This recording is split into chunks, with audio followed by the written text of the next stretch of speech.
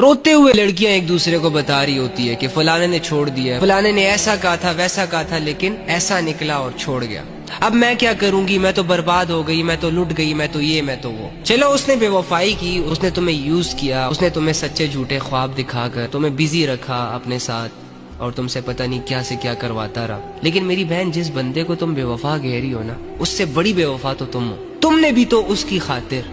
اپنی ماں سے بے وفائی کی، وہ ماں کہ جب تمہیں ساری دنیا غلط کہہ رہی ہوتی ہے نا تو وہ ماں کہتی ہے کہ نہیں میری بیٹی ٹھیک ہے، دنیا غلط ہے۔